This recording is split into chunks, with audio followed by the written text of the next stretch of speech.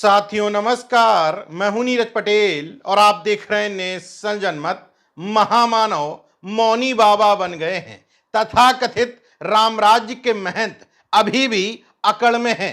चंपत का नाम सुन करके मंत्री महोदय खुद चंपत हो रहे हैं। भक्त अयोध्या पहुंच नहीं रहे, कह रहे हैं मंदिरों को लूटा, कहीं हमें ना लूट लिया जाए। वकील सड़कों पर आ गए हैं। बीजेपी के स्टार प्रचारक तमाम ढोगी बाबा खुल करके सवाल उठा रहे हैं।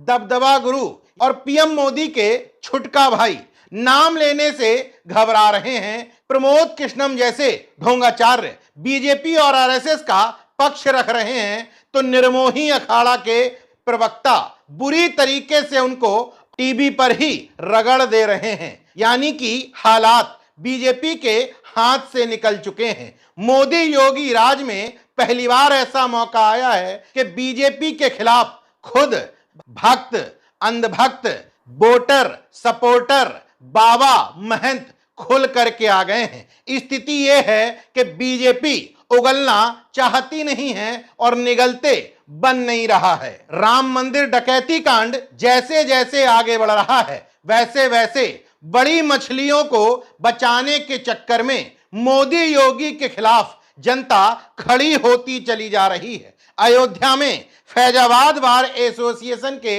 सैकड़ों अधिवक्ता सड़क पर उतरे, थाने पहुंचे, घेराव किया और चंपत राय, अनिल मिश्रा, गोपाल राव के खिलाफ तहरीर देते हुए एफआईआर दर्ज करने का दबाव बनाया। और ये सड़क पर उतरे वकील न मेरी तरह अनीसुरवादी हैं, ना ही विपक्ष के समर्थक। इन वकीलों में से ज्यादातर राम भक्त हैं।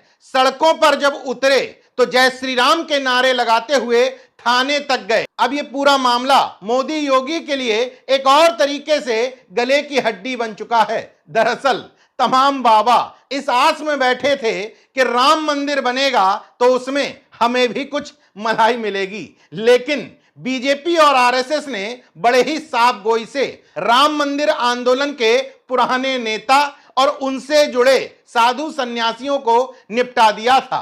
तो अब जब मौका मिला है तो बीजेपी के स्टार प्रचारक कहे जाने वाले देवकी नंदन ठाकुर जैसे लोग न सिर्फ सवाल उठा रहे हैं, बल्कि मौका मिलते ही कह रहे हैं इसमें शंकराचार्य को घुसाओ।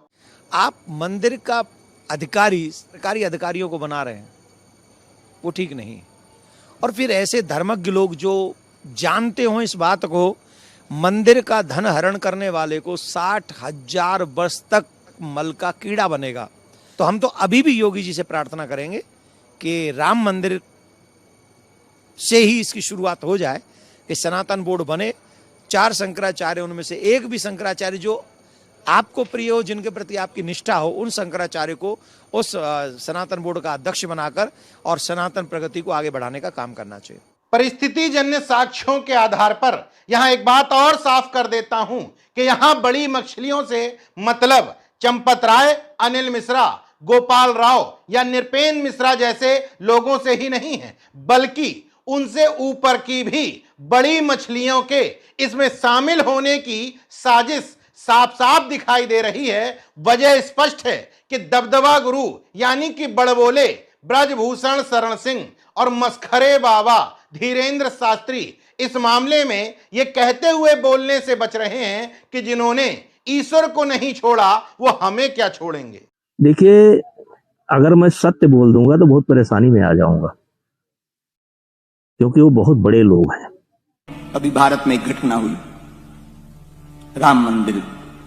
अब क्या बोले, जिन्होंने भगवान को नहीं छोड़ा वो हमको क्या खाक छोड़। तुम तो जानते हो बाबा, बकबक क्यों करते? पर्ची खोलो, नाम बताओ, किसका नाम है, नाम बताओ। अब हमने यदि नाम बता ही दिया तो वो हमको निपटा देगा, खत्म। आज नहीं तो कल निपटा देगा, तो हम दूसरों के नाम ही नहीं बता पाएंगे। पक्का है तो स्वाभाविक है, इसलिए फायदा इसी में है। ये पूरा मामला जैसे जैसे परत दर परत खुल रहा है, वैसे वैसे अंधभक्तों की आंखों से भक्ति का पर्दा उतरता चला जा रहा है। एक अंधभक्त स्पष्ट तौर पर मोदी की चुप्पी पर सवाल उठाते हुए कह रहा है, पहले तो मोदी योगी घूमने चले आया करते थे, लेकिन इस प्रकरण पर खामोश बैठे हैं। हर 2 महीना पे नरेंद्र मोदी ध्वज फैलाने चले आते हैं, पीछे पीछे योगी जी चलते हैं। अब आज जब इतना बड़ा कांड हो गया, जबान से एक लफ्ज नरेंद्र मोदी के नहीं निकला, एक लफ्ज अमित शाह के जबान से नहीं निकला। रोज आप आकर यहाँ नौटंकी करते थे, जमीन पर लेट जा रहे हो, ध्वज फहरा रहे हो, हाथ हिला रहे हो ऐसे ऐसे करके। अब आज जब इतनी बड़ी चोरी हो गई तो एसआईटी गठित कर रहे हो आप, करोड़ों रुपए की चोरी पर एसआईटी गठित करके लीपापोती करने का प्रयास कर रहे हो। इस लूटकांड का भक्तों की भावनाओं पर क्या असर पड़ा है, उसकी वानगी इस मीडिया रिपोर्ट में समझ में आती है।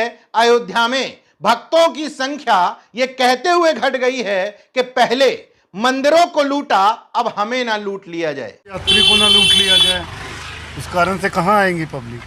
अरे तो लोग तो इधर यात्री भी डर रहा है कि ट्रस्ट तो अभी तो मंदिर को लूटा गया, कहीं हमको ना लूट लिया जाए। नहीं, बहरहाल जहां एक तरफ ये लूटकांड मोदी योगी के खिलाफ उनके ही अंधभक्तों को खड़ा कर रहा है, वहीं दूसरी तरफ नेशन जनमत के लिए अंधभक्तों को यह समझाने का यह अवसर है कि अगर वास्तव में तुम मानते हो कि तुम्हारा ईश्वर सर्वशक्तिमान है, मांगने से सबकी झोली भर देता है, तो उस ईश्वर को तुम्हारे धन दौलत, चांदी सोने, हीरे जेवरात की कोई जरूरत नहीं। इसलिए उस ईश्वर पर अगर चढ़ाना ही चाहते हो तो महज फूल पत्ती चढ़ाओ, ताकि तुम्हारे चंदे की लूट से बचा जा सके। बाकी देखते रहिए नेशन जनमत, जागरूक और सजग बने रहिए। जय विज्ञान, जय संविधान, जय लोकतंत्र। धन्यवाद।